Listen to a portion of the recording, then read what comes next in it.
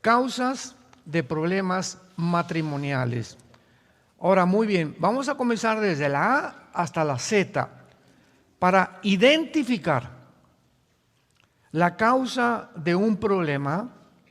Tenemos primero que decidir si se trata de un error, de un pecado voluntario o de el fracaso de desobedecer la palabra de Dios. Al hacerlo, vamos también a tener que reconocer que si la Biblia llama a una práctica pecado, sería equivocado llamarlo de otra manera. Rápidamente, el alcoholismo no es una enfermedad, el homosexualismo no es una enfermedad, son pecados. Entonces no confundamos usando los términos que el mundo les ha aplicado o debilidad de carácter a lo que la Biblia llama pecado. Por ejemplo, llamar al pecado debilidad, enfermedad o falta de madurez, o usar otros términos psicológicos o sociológicos que deforman o disimulan su verdadera naturaleza, es completamente descarriarse uno mismo de la verdad de lo que la Biblia nos enseña. Las palabras, nos dicen los expertos en semántica, son signos o postes que nos pone Dios de lo que significan las cosas. Si se etiquetan las cosas que son pecado con otra naturaleza, con un poste, como por ejemplo hace algunos años la Asociación de Psiquiatría en California comenzaron a decir que el homosexualismo era una enfermedad. Muy bien, si es una enfermedad, que te la cure un médico. Y no hay ninguna medicina para eso. Pero si les decimos, es Jesucristo, pueden ir a la cruz. ¿Ven la diferencia? Si le decimos un alcohólico, porque en Alcohólicos Anónimos les dicen que es algo enfermo y que toda la vida van a seguir siendo enfermos. Y no hay ninguna esperanza entonces para una persona porque no, yo soy alcohólico hasta que yo me muera. Pero si le decimos al alcohólico, es Jesucristo la respuesta, lo podemos llevar a la verdadera cura y a la verdadera medicina. ¿Me van siguiendo? Muy bien. Por ejemplo, ya vimos, ¿verdad?, la conducta homosexual como enfermedad, no es ninguna enfermedad. La Biblia le llama y usa dos términos. Uno es abominación y la otra es algo digno de muerte. Veamos estos términos usados en el libro de Levítico, capítulo 18, versículo 22, y a continuación lo explicaré. Dice Levítico 18, 22, no te echarás con varón como con mujer, es abominación. Esta palabra toeva en el hebreo significa detestable y algo que contamina. Por ejemplo, en la iglesia, la organización que tenemos nosotros, tenemos homosexuales, tenemos lesbianas y son bienvenidos porque la iglesia es un hospital. Muy bien, muchachito, ¿verdad? Qué bueno que vienes a identificarte, que eres gay o que eres homosexual o como le quieras poner de nombre. Sin embargo, te vamos a decir, ¿verdad?, que durante 6 meses te tienes que discipular y en los campamentos de jóvenes no te vamos a permitir ir. Mucho menos que seas maestro de la escuela dominical, porque son personas que tienen necesidad de una restauración y no se logra de la noche a la mañana. Decía, por ejemplo, David Wilkerson, uno de los más grandes hombres de Dios del siglo pasado, él fundó lo que se llama Reto a la Juventud, que lo formó con Nicky Cruz, cuando Nicky Cruz, jefe de las pandillas Mau Mau en Nueva York, fue este pastor David Wilkerson. Nicky Cruz se convirtió siendo el jefe de la pandilla más feroz de Nueva York y de los barrios más de Nueva York, y de ahí sacó un libro que se llama La Cruz y el Puñal. Y David Wilkerson considera el siguiente: de los 30 años para adelante, un homosexual tiene el doble de esfuerzo para rehabilitarse. Antes de los 30 hay una grandísima probabilidad de una rehabilitación más rápida. A los 40 es 3 veces más difícil y de los 50 para adelante es 5 veces más difícil rehabilitar a una persona que ha hecho un hábito, no de una enfermedad, sino de un pecado. Dice Levítico 20, versículo 13, Si alguno se ayuntare con varón como con mujer, es abominación. Ambos han de ser muertos, sobre ellos será su sangre.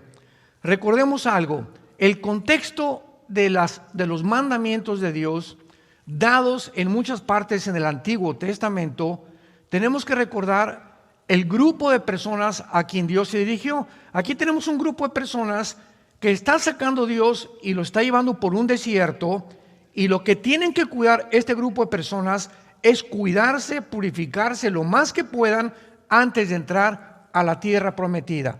No lo está diciendo a una grande nación. Entonces, si hay un homosexual en este grupo de personas, es tan peligroso que este muchacho va a contaminar a uno o dos muchachos. Esto es inevitable, porque tarde o temprano se va a acostar con uno o con otro, ¿verdad? Y le va a brincar en la noche o a la semana, y sin que nos demos cuenta, ya en la congregación hay 3 o 4 homosexuales. Hay un ejemplo muy grande que acaba de suceder, lo puedo mencionar porque es del conocimiento público, con el grupo de Hillsong, que fue un grupo precioso, una música lindísima de Jesucristo, pero de repente allá en Australia comenzaron a permitir que dentro de la banda de los músicos se subieran homosexuales, y que homosexuales dirigieran también la alabanza. Entonces, a los 6 meses se descubre que 2 de ellos ya se habían casado, y era una organización que está representando a Jesucristo. ¿Qué pasó con los líderes? Pues al ratito cayó uno, cayó otro, etcétera, etcétera, y se hizo un desbarajuste por todos lados. Claro que todavía sigue, ¿verdad?, esta organización. En muy pocas, casi han renunciado todos los pastores de la mayor parte de las naciones. Hay algunos que son honrados. Brian Houston, que fue el fundador, es un hombre de Dios, con su esposa, ya lo exoneraron, ¿verdad? Me equivoqué, pero desgraciadamente no previmos que cometimos un grandísimo error. Mientras se curan, tenemos que excluirlos, porque contaminan. Una mujer lesbiana también, ¿verdad? Una mujer que es lesbiana, bien para acá las jovencitas, y sin que se den cuenta comienzan a tender una red, y al ratito caen también en el lesbianismo, porque contagia, es radiactividad. Entendamos que es por eso que la Biblia le llama pecado. Y cuando es pecado, no hay ninguna medicina más que la sangre de Jesucristo. Ningún sistema, ningún psiquiátrico, ninguna clínica, nadie puede sanar el pecado. Sino, ¿para qué Cristo muere en una cruz? Fue el desperdicio más grande que hizo Dios al permitir que su Hijo pagara. ¿Por qué? Por nuestros pecados. Porque no hay otra medicina más que la muerte de Cristo en esa cruz. Sin embargo, cuando le llamamos pecado a la homosexualidad o al alcoholismo, les podemos señalar la cruz, a Jesucristo. Por lo tanto, es muy importante dar a los problemas matrimoniales la etiqueta que la Biblia les da.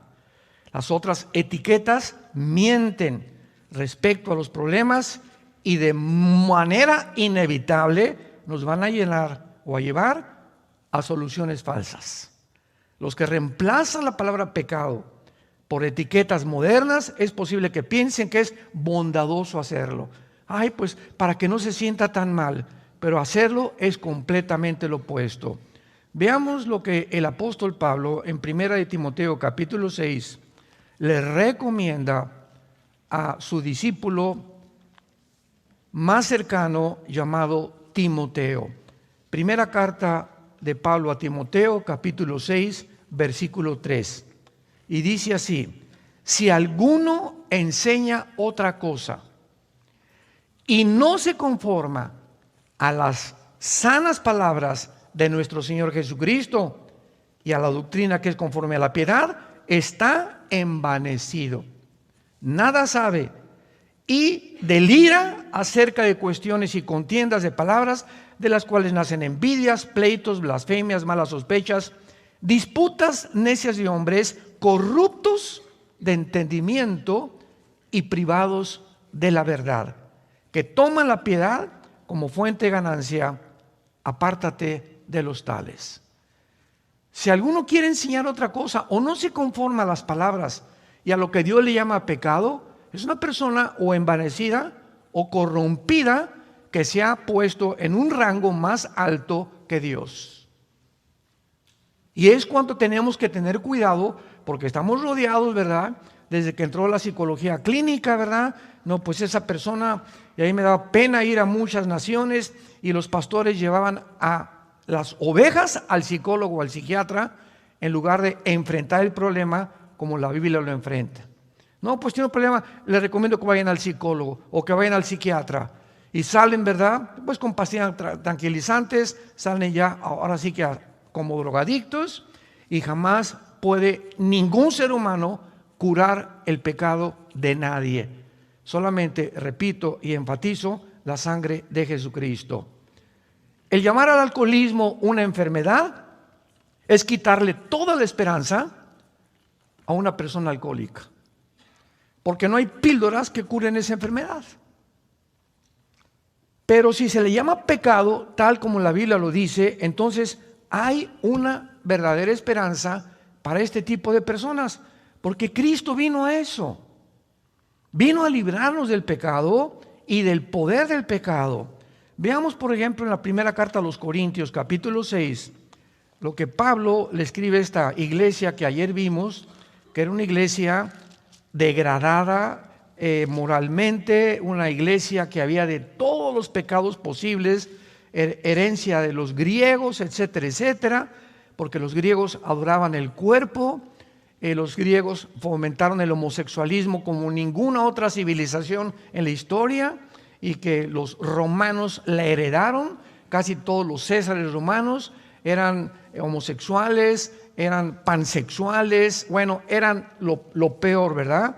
Y dice en 1 Corintios 6, versículo 9, vean qué palabras más preciosas y de advertencia también.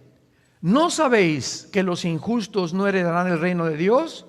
No erréis, ni los fornicarios. O sea, el fornicario en la Biblia es la persona que usa el sexo fuera del matrimonio. O sea, una pareja de jóvenes que tienen relaciones sexuales están fornicando.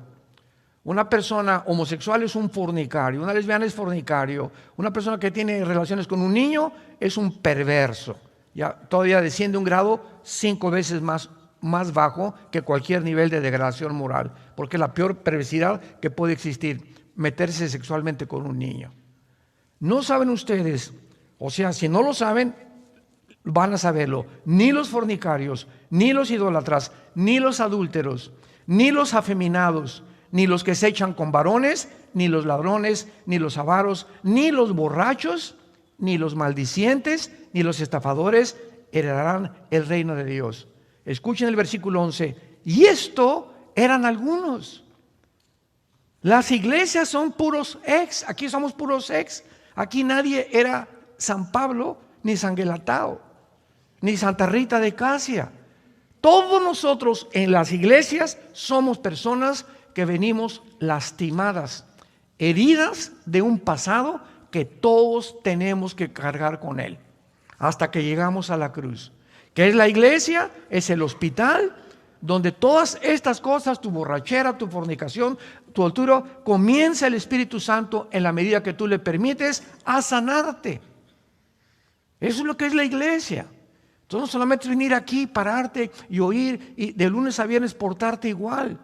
Tú tienes que tomar ya el hábito de leer diario la Biblia, tener tus devocionales, consagrarte a Dios, adorar a Dios, y cada vez que pecas, venir a la cruz, Señor, la regué, volví a derramar la leche otra vez anoche, y le volví a gritar a mi esposa, y vi a esa mujer, ya tengo una mujer aquí en mi mente hace 3 días, Padre, te pido que la sangre de Cristo, renuncio a seguir pensando en esa mujer, renuncio a seguir pensando en ese hombre. Cuando Dios ve esta decisión deliberada, voluntaria en nosotros, nos ayuda.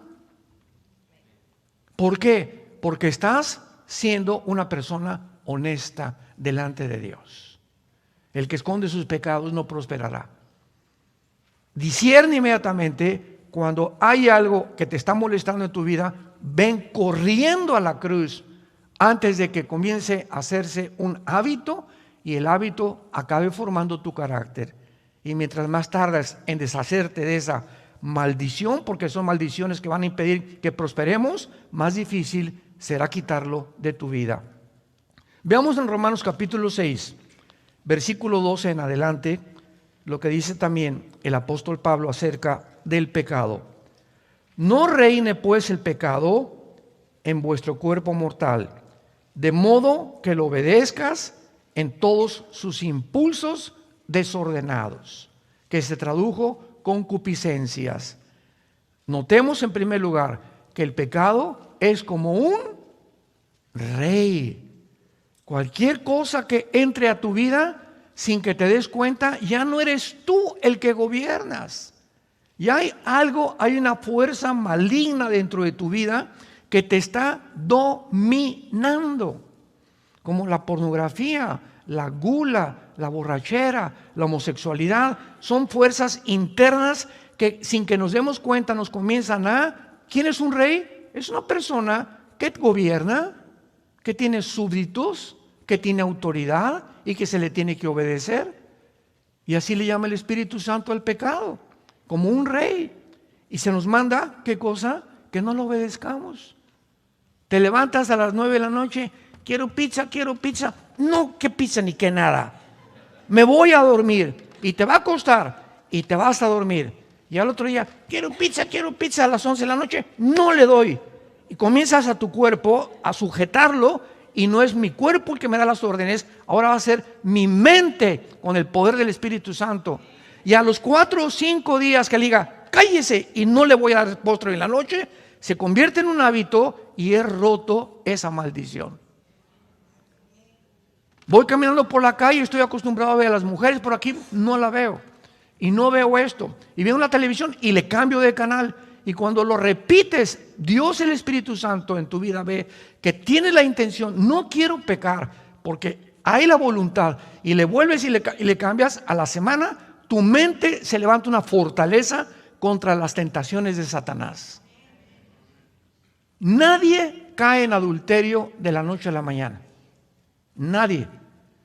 Ya tienes 1 mes, 2 meses mirando a una mujer o a un hombre, todo comienza a crecer, y cuando te das cuenta hay un monstruo dentro de ti.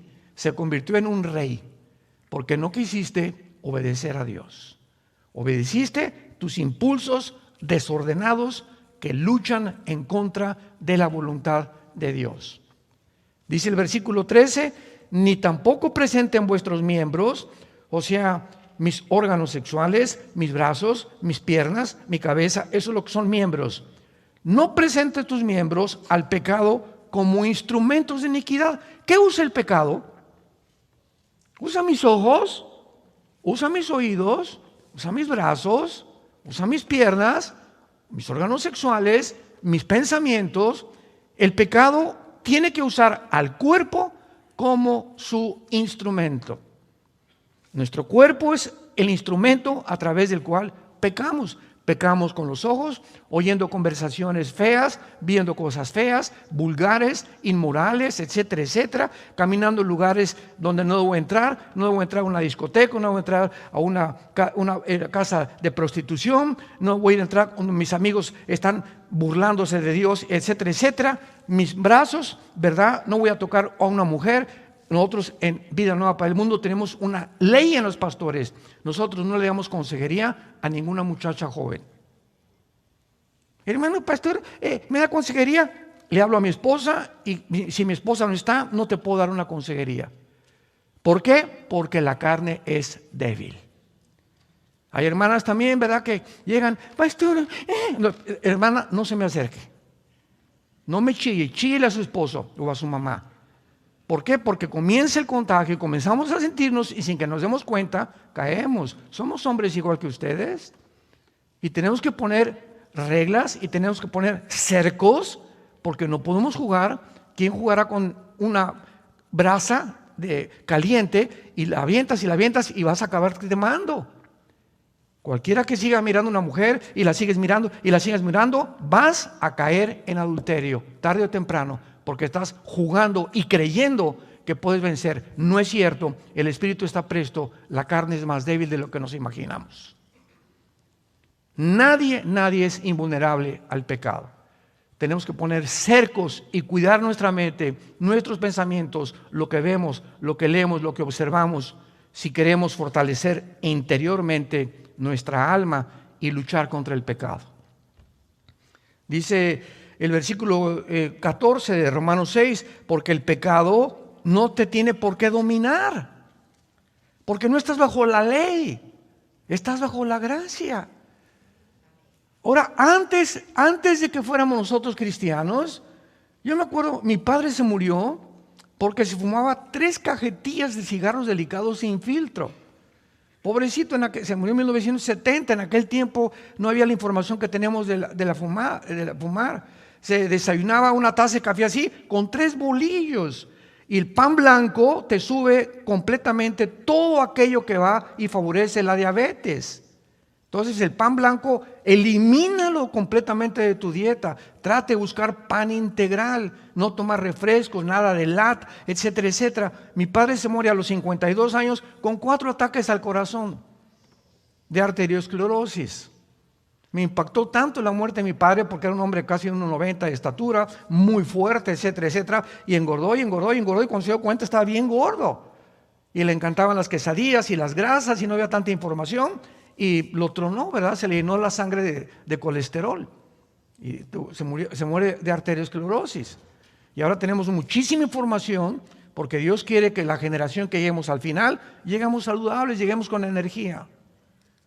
Dios nos quiere amar, Dios quiere que le sirvamos, Dios quiere que podamos realmente presentar fuerzas. No podemos presentar fuerza al pecado sin energía. Y si tenemos debilidades en nuestra carne, es más difícil obedecer a Dios. Tenemos que disciplinar nuestro cuerpo y ponerlo en servidumbre. Veamos en 1 Corintios capítulo 9. Pablo, usando el ejemplo de los atletas de Grecia, porque él vivió en esa época, usando esta analogía, dice 1 Corintios 9, 25 al 27, todo aquel que lucha, de todo, ¿qué cosa? ¿Recuerdan ustedes el último campeonato de fútbol en Sudáfrica? Brasil, todo en aquel tiempo jugaba Ronaldinho. De acuerdo a mi consideración, Ronaldinho ha sido el jugador de soccer más impresionante de toda la historia, más que Messi, más que Ronaldo, más que Beckham, más que todos. Era un mago, era un muchacho impresionante. Fue el maestro de Messi precisamente, Ronaldinho. Y Messi lo sigue queriendo muchísimo todavía a Ronaldinho. Bueno, en el campeonato de Sudáfrica, el entrenador de Brasil fue un entrenador, como deben ser los entrenadores, enérgicos. Y les tienen prohibido, por lo menos una semana antes, no tomar, no irse a una fiesta, acostarse a las 9, 10 de la noche, etcétera, etcétera. Ronaldinho, pues, como todos los grandes astros de cualquier cosa, se le subió a la cabeza. Y se fue a una casa de un prostíbulo, Ronaldinho, a acostarse con 2 o 3 mujeres. Regresó como a las 5 de la mañana, quiero entrenar, y le dijo al entrenador, no juegas en el campeonato.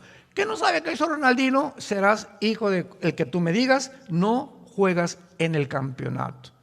Y Ronaldinho desde ahí comenzó a bajar, se levantó un poco, vino a México a jugar, etcétera, etcétera, pero ya nunca en su vida volvió a ser el mismo.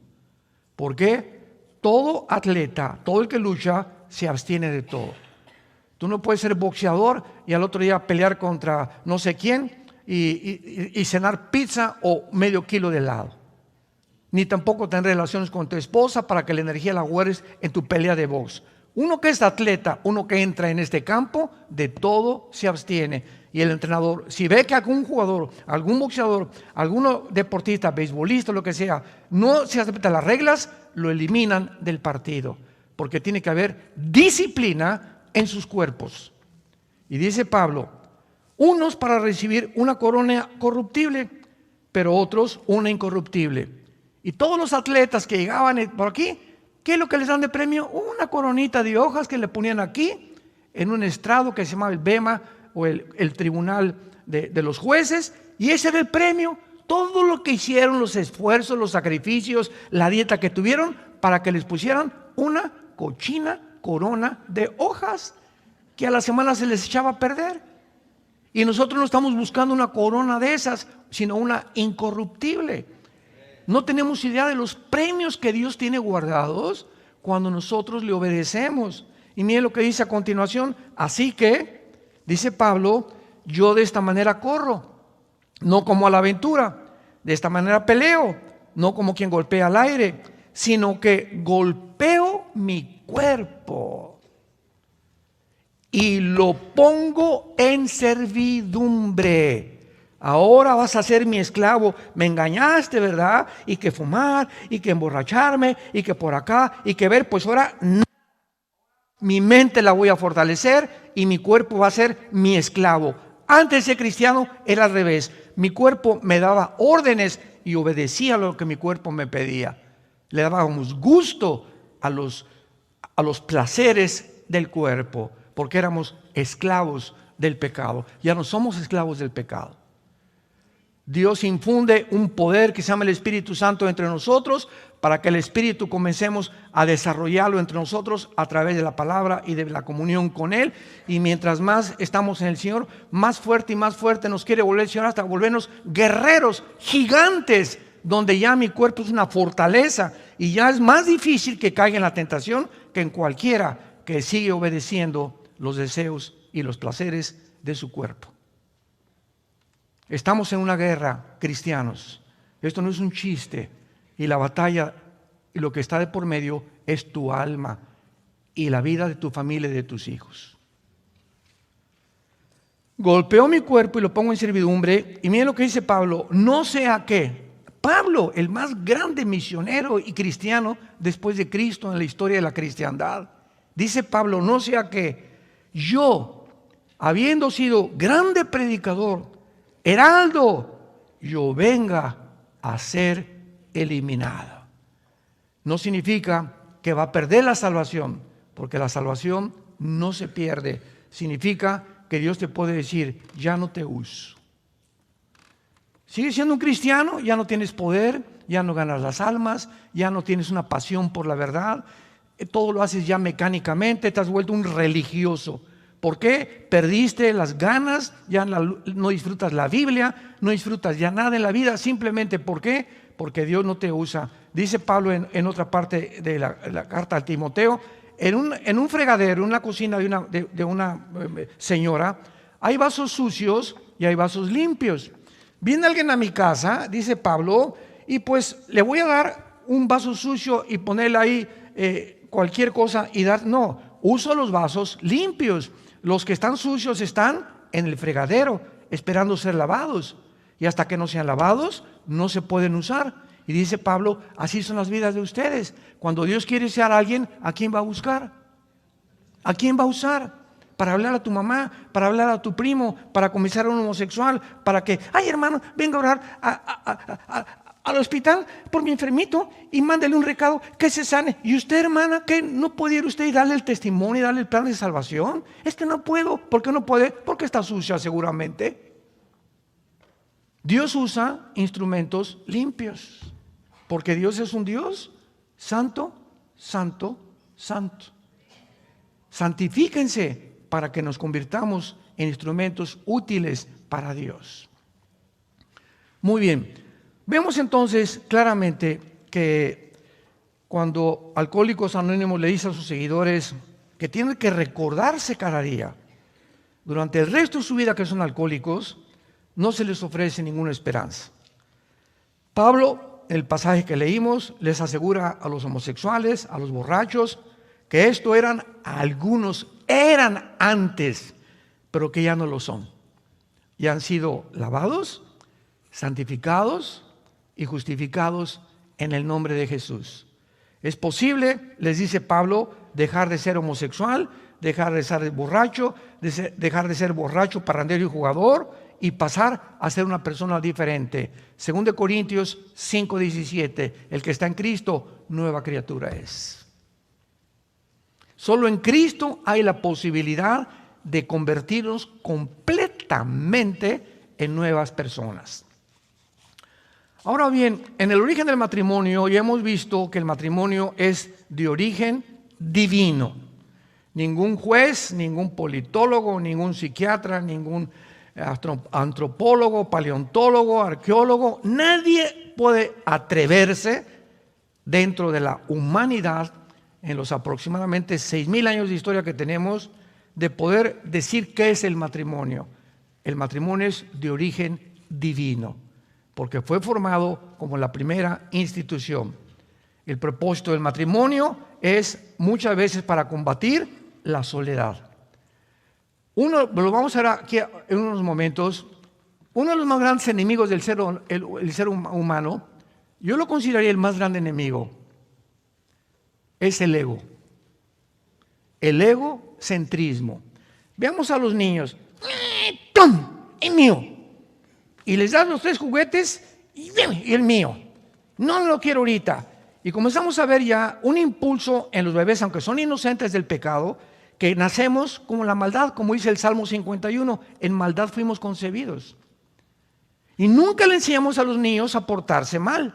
Les enseñamos a portarse bien, porque la maldad ya la traemos desde que nacimos. El pecado entró como una herencia desde Adán a todos nosotros. Por eso el pecado tiene que ser borrado con la sangre de Cristo y no con nuestras buenas obras. Tú puedes ser una buena persona y construir asilos y orfanatorios y regalar dulces a los pobres. Sin embargo, si mueres en pecado te condenas, porque no puedes llegar al cielo y decirle: Pedro, gracias por dejarme entrar, mira los asilos que hice y las iglesias, el dinero que di, etcétera, etcétera. Y Pedro te va a decir: ¿sabes qué? Te da una patada, te vas allá abajo al infierno. ¿Por qué? Porque la salvación no es por obras, es por la sangre derramada en la cruz. Si fuera por las obras, Dios nos hubiera dicho: miren, mis chiquitines, cada quien siga su religión, cada quien pórtese bien y nos vemos allá arriba. Pero Getsemaní nos habla que esto no fue así. Jesús cae de rodillas y se va a enfrentar en horas, a las 9 de la mañana que lo colgaron hasta las 3 de la tarde, en que en esas 3 horas se iba a separar de su Padre. Y Jesús clama y grita: Padre, no hay manera de que pueda evitar atravesar lo que voy a atravesar, beber esta copa. 3 veces le dijo Cristo al Padre: no hay otra manera.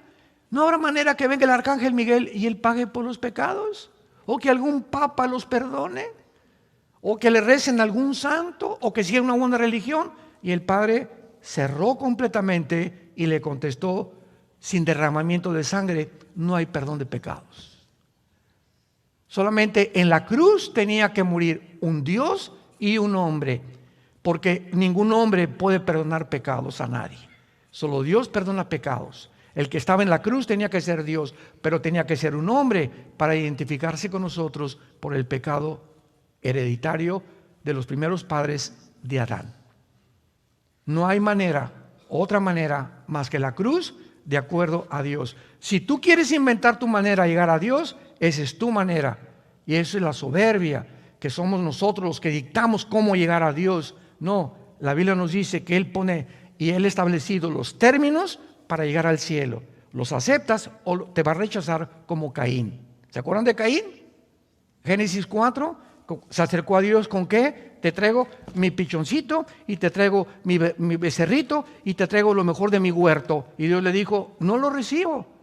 ¿Por qué? Porque tu hermano me trajo la sangre de una oveja. Desde el principio se establece que tiene que haber un sustituto para pagar tus pecados. Las obras no sirven. Las obras vienen después de que hemos recibido a Cristo, pero no para recibir a Cristo. Vienen como resultado de tu salvación y no como el medio para que tú te salves. A la cruz, la cruz es esto, yo tengo que llegar a la cruz. Señor, gracias porque, mira, no soy tan malo, ¿verdad? Y no he sido adúltero, como las prostitutas, ni borracho, ni parrandero, ni jugador. Yo no puedo venir a la cruz y ofrecerle nada a Dios más que en esta mañana: Señor, ten misericordia de mi pecador. No tengo, Señor, nada que ofrecerte. Soy un miserable pecador. Ni nada de lo que he hecho te va a satisfacer. Creo que tú en la cruz pagaste por mis pecados. Y ahí es cuando Dios entra a tu vida, porque has reconocido que es por creer en el sacrificio y no por lo que hayamos hecho. ¿Cuál es la diferencia entre el cristianismo y todas las religiones? Todas las religiones, sin ninguna excepción, enseñan que tienes que hacer algo para entrar al cielo.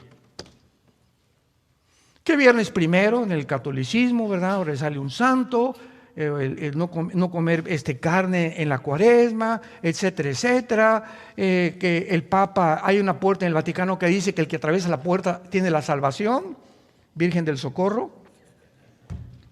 Haz, pórtate bien, por aquí, por allá, haz estas cosas, haz. Y el cristianismo dice, ya Dios lo hizo en la cruz.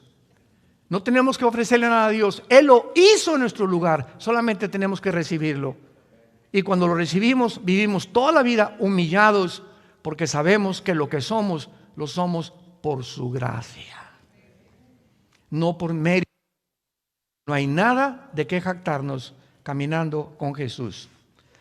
Entonces, esto es muy importante porque cuando nos casamos, es posible que alguien haya malentendido cuando hicimos los famosos votos en el matrimonio. Cuando una pareja, vamos a abordar el tema del egocentrismo, porque si el ego es el principal problema del matrimonio, Cristo vino precisamente a eso, a librarnos del ego. Y es en el matrimonio el gimnasio de Dios. Si hay algún medio a donde podamos ejercitarnos para cada vez matar más nuestro ego, es en el matrimonio. ¿Por qué? Porque cuando venimos a hacer los votos matrimoniales, tanto como si te diste cuenta o no te diste cuenta, se están prometiendo la pareja proporcionarse compañía el uno al otro durante el resto de su vida. Pero tenemos que observar esto con mucho cuidado, porque no estás prometiendo recibir compañía. De aquí en adelante, te prometo, me tienes que prometer que me vas a dar tu compañía. En los votos matrimoniales es, te prometo que por lo que me queda de vida, te voy a dar compañía. Es dar y no recibir. Si tú te casas y dices, es que Elizabeth Taylor, 9 matrimonios, la chulis, la artista de cine, es que no he encontrado en ningún hombre lo que yo he estado buscando, el ego del tamaño de la Torre de Babel. Es que mi esposa no me da lo que yo quiero. Espérame tantito, es que no has entendido el matrimonio. Si tú sigues buscando de tu pareja que te dé, pues vives completamente en el trono del ego. Pero si te olvidas, y no importa si te da o no te da tu pareja, tú le correspondes y le sigues dando, como lo vimos ayer con las mujeres que están casadas con hombres que no son cristianos, en ese momento tu ego, sin que te des cuenta, tú te estás bendiciendo y estás siendo sanada. Estás siendo sanado. Y llega un momento en que ya es tan grande tu pasión, ¿verdad?, por la persona, y si él se comete adulterio, pues que se vaya el gavilán, si te deja, que te deja, pero tú sigues siendo feliz, porque en el matrimonio te libraste y comenzaste a sanar tu ego, y estás lista. Si quieres casarte con otro, con otra, estás perfectamente preparado para segundo o terceras nupcias, si es la voluntad de Dios, porque si no, el segundo matrimonio es peor, el tercer es peor, el cuarto vas a acabar en el psiquiátrico. El matrimonio no es un acto de amor en el cual una persona promete cubrir la necesidad del otro para toda la vida. Estoy prometiéndole a mi esposa que voy a cubrir sus necesidades sin condiciones ni estipulaciones. Esto quiere decir que cuando un marido le dice, se queja a su esposa diciéndole, no consigo lo que quiero en el matrimonio, sus palabras carecen de todo sentido común. Es mero egocentrismo.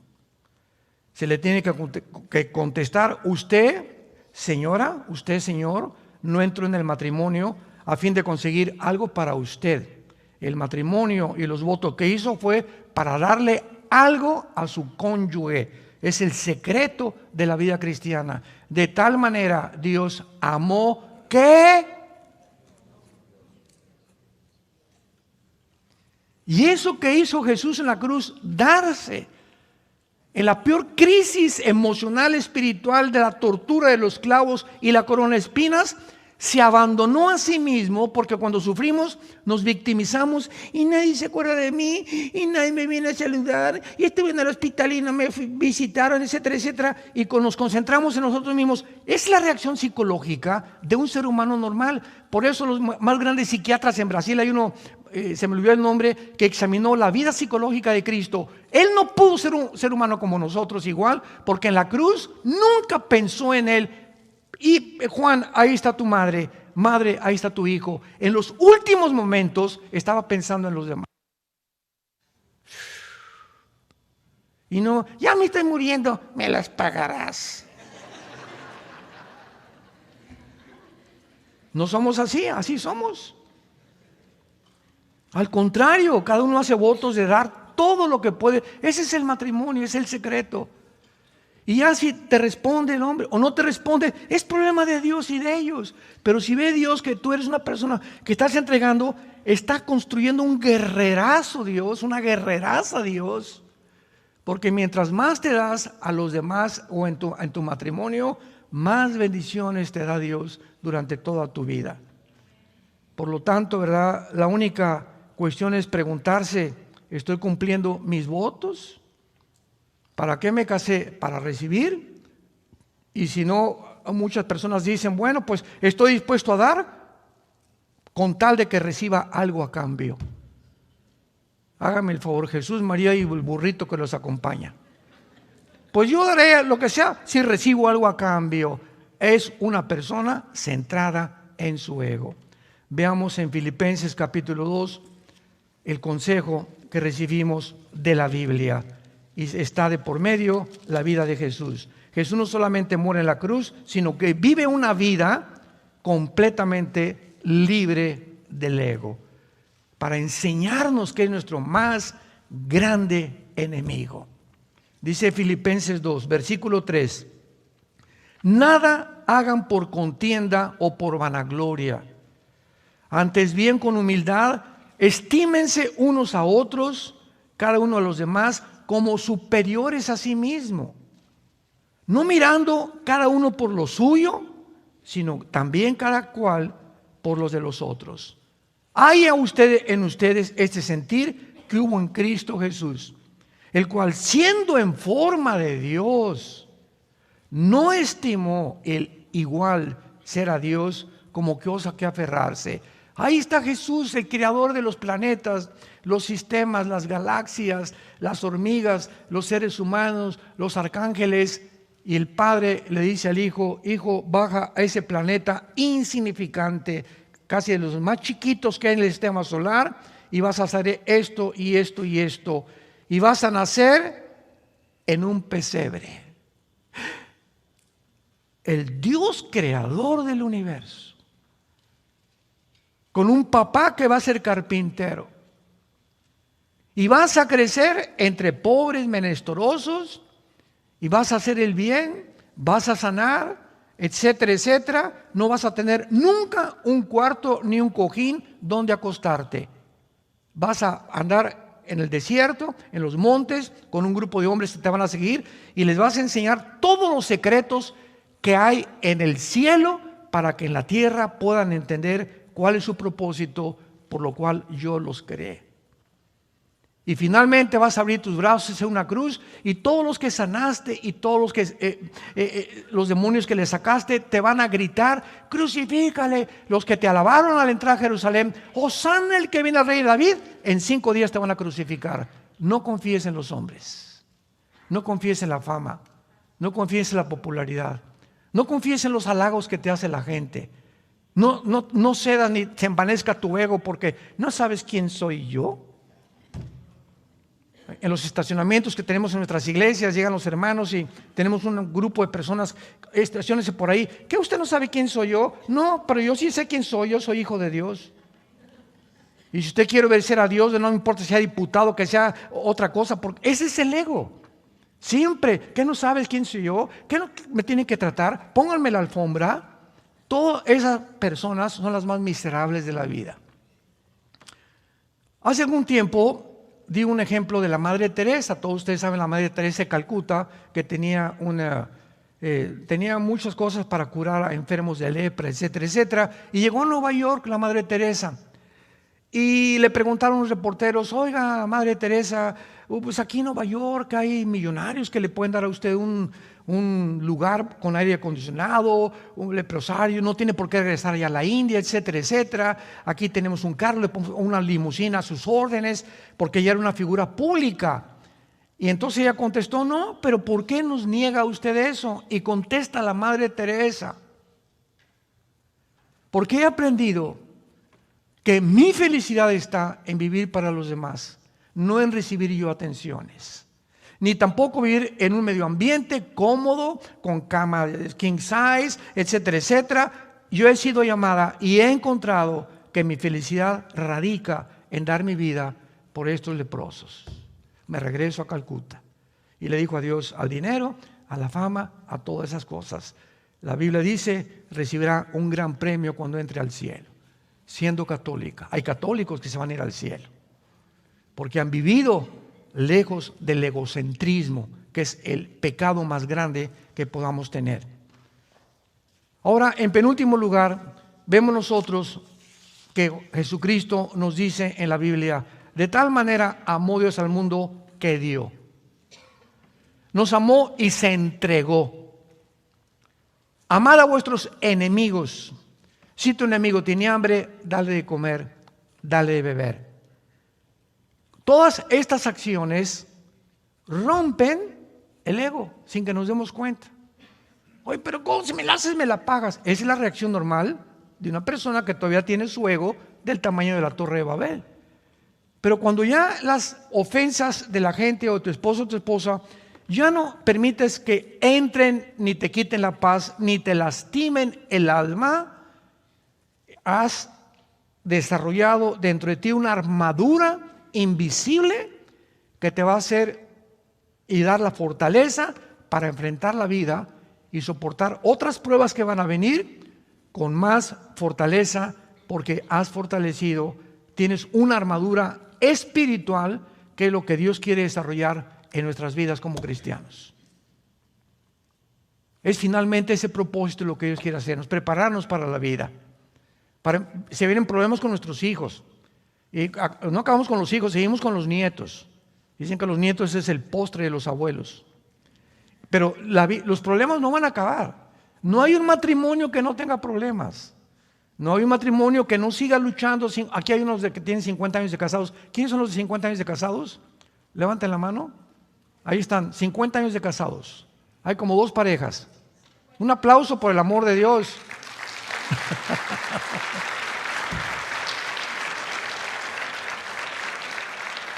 Yo le dije al hermano: hazle una estatua a tu esposa. Y contesta ella: no, los dos nos hemos soportado.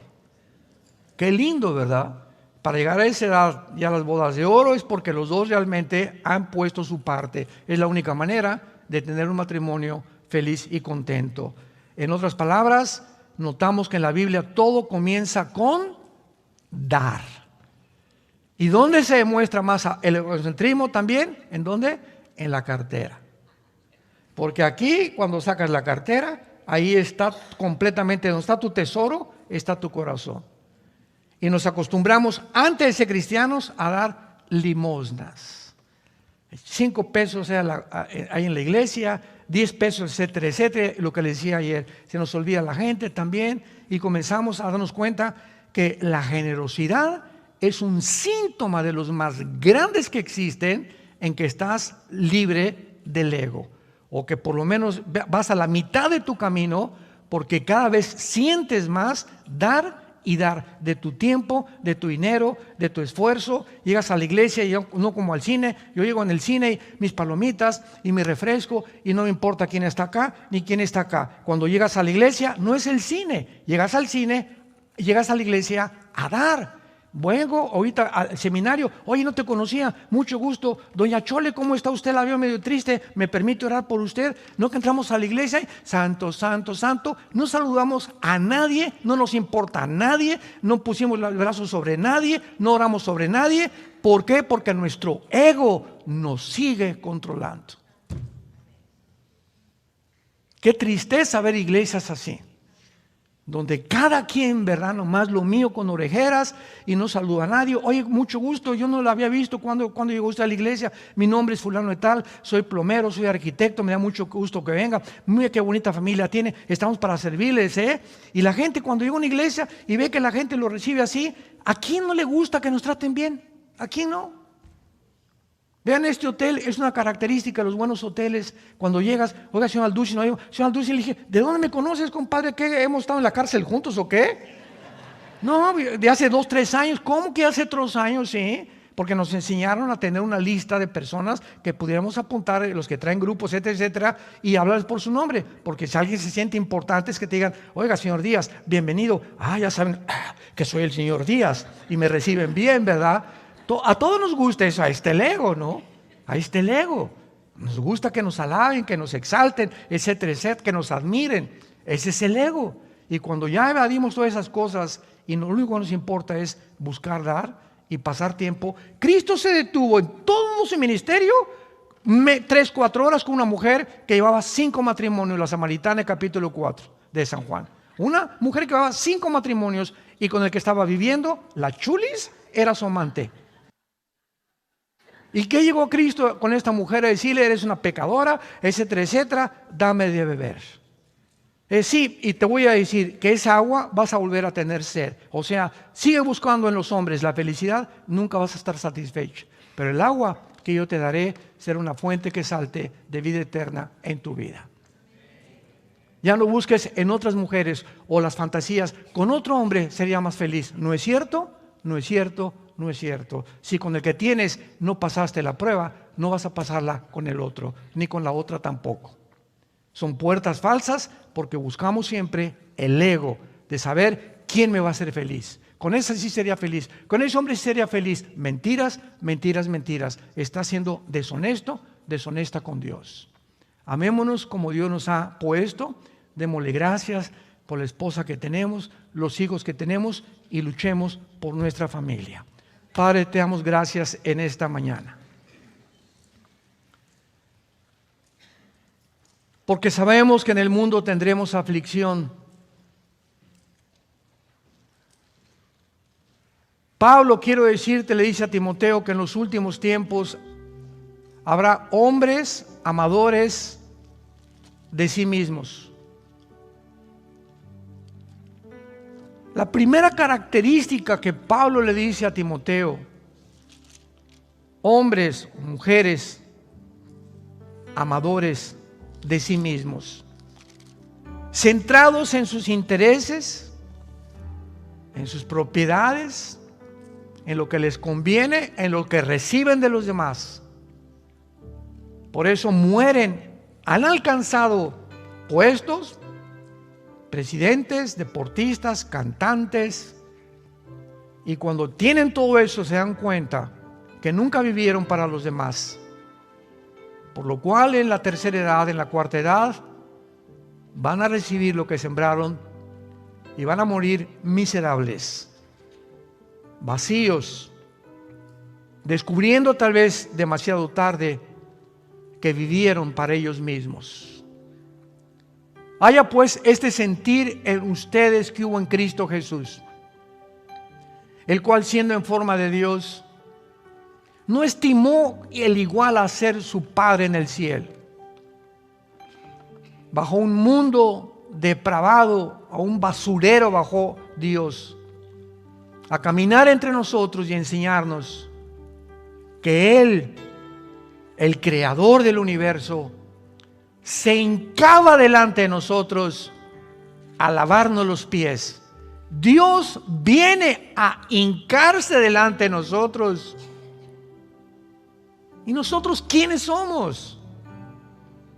¿Cómo puede haber ese orgullo todavía en tantos seres humanos? Tanto egocentrismo en sus propias vidas, buscando siempre aplauso, admiración, halagos que los sirvan, cuando es todo lo contrario lo que Jesús nos enseñó. El más grande entre ustedes no es el que es servido, sino el que sirve a los demás. Ahí está la grandeza de acuerdo al Dios de la Biblia. Te damos gracias, Señor, en esta mañana por tu palabra, y estamos listos con el poder de tu Espíritu a vivir esa vida que tú quieres que nosotros vivamos, para que podamos realmente decir que por el amor que nos tengamos unos a otros, nuestros mismos hijos sabrán que somos cristianos, que nuestro cristianismo es legítimo, es honesto, es puro, es transparente, porque ejemplo hemos dado de que seguimos los pies del Hijo de Dios, a quien exaltamos en esta mañana y a quien bendecimos porque se llama Jesucristo. Amén.